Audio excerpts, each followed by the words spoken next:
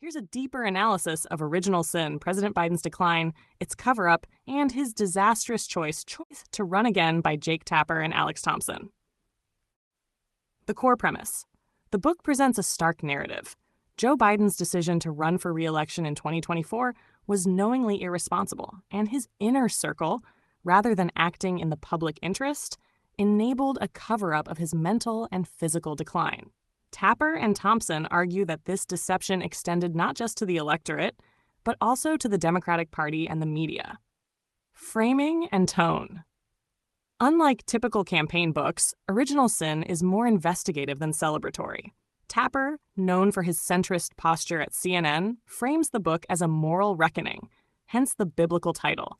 It reads less like a political hit job and more like an institutional indictment of enablers. Campaign staff, the First Family, Democratic leaders, and even segments of the press. The tone is deeply critical, but not tabloid. There's a strong undercurrent of frustration with Washington's culture of silence and deference. Institutional failures. One of the book's strongest contributions is how it weaves together the systemic failures.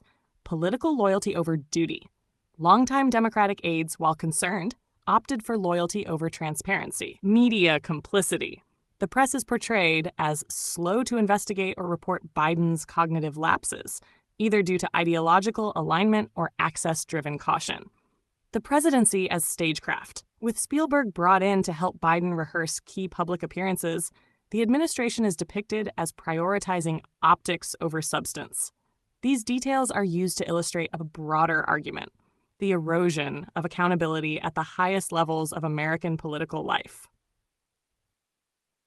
Electoral consequences. The book suggests that Biden's re-election bid may have handed a critical strategic victory to Donald Trump, or, more broadly, to right-wing populism.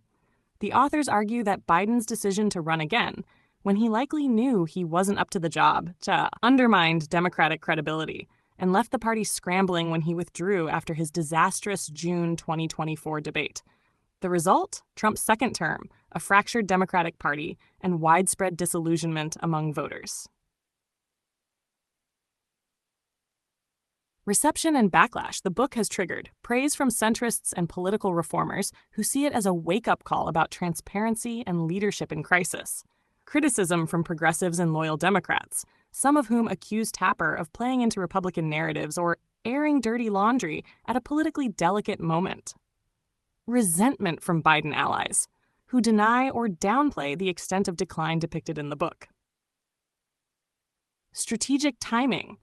Published in May 2025, Original Sin arrives after Biden's withdrawal and Trump's second inauguration, a timing that allows it to avoid influencing the election directly, but positions it as the definitive post-mortem of the 2024 campaign. It may serve as a catalyst for institutional reforms in how presidential candidates are evaluated for fitness to serve, especially in the age of gerontocracy.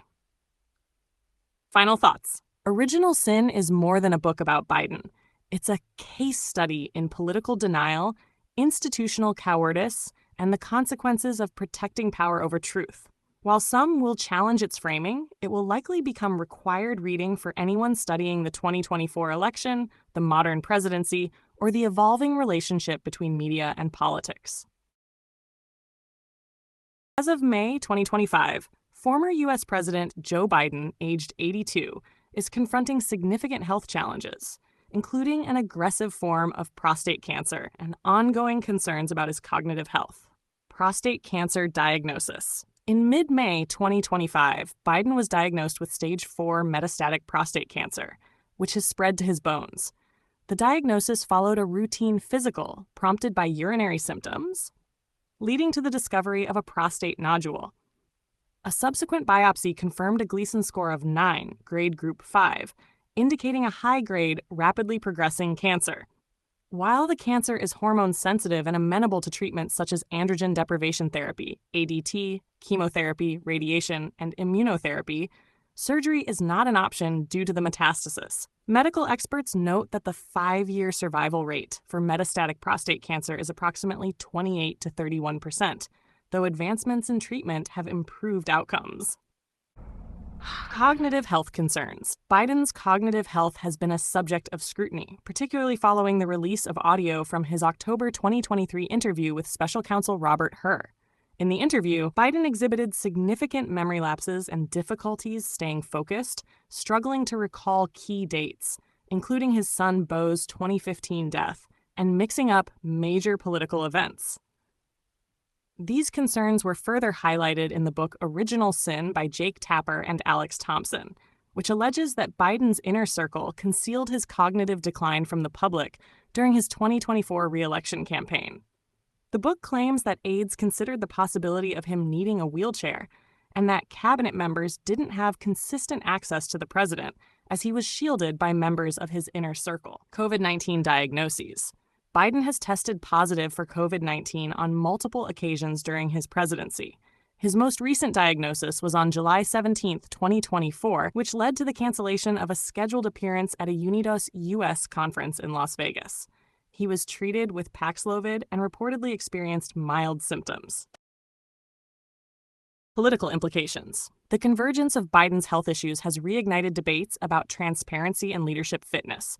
His decision to run for re-election in 2024, despite apparent health concerns, has been criticized by some within his party. Following a poor debate performance in June 2024, Biden withdrew from the race, endorsing Vice President Kamala Harris, who subsequently lost to Donald Trump. Biden has publicly expressed gratitude for the support he has received and remains engaged in public life, focusing on determining the most impactful role he can play consistent with his experience. A heartfelt light. To every soul whose hand did give, you've helped me dream, helped me live. In darkest hours your light came through, with hearts so kind, so pure, so true. Your gifts, like stars in deepest night, have steered me gently toward the light. Each coin, each word, each silent prayer, a thread of hope so rich, so rare. My eyes once dimmed now seek the skies, and slowly clearer visions rise. Because of you, I dare to see the world again. Its grace, its plea. Your compassion's flame will not just stay with me alone. It lights the way for others wandering through despair to feel the warmth of selfless care. You've shown what love in action means, in quiet ways through giving scenes. You've built a bridge from soul to soul and made the broken feel more whole. So let this thanks rise like a song, a melody both soft and strong. May your example gently call more hearts to rise to give.